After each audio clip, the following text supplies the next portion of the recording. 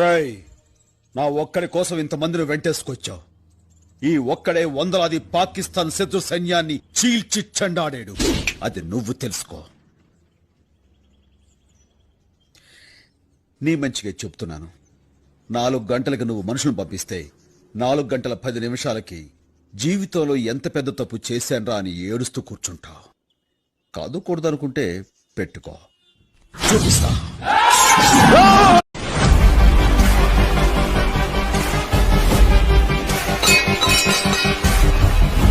ఎవడ్రాయుడు? గంగిరెడ్డి అన్నా ఎట్టున్నాడు రాలుడు? మంచి పల్లెలా ఉన్నాడన్నా.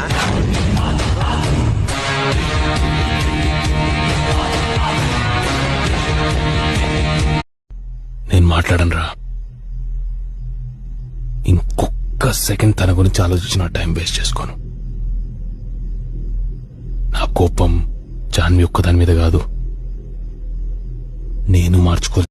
ఎవరు సార్ మీరు? ఎవరు సార్ మీరు?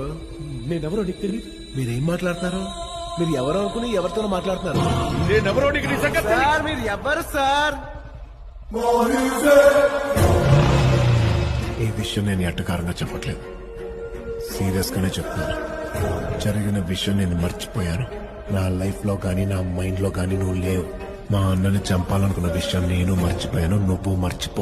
ఆయన లేరండి. మేము ఉంటాం. మంచిది, బయట కూర్చోండి. ఇదిగో అమ్మాయి, అసలుగా ఎర్రగా ఉంటాను. ఎండలో కూర్చుంటే నల్లబడిపోను. అయ్యో నిజమా? ఒక్క నిమిషం. గులాబ్ మరి జడలు ఎట్టుకో. ఆ?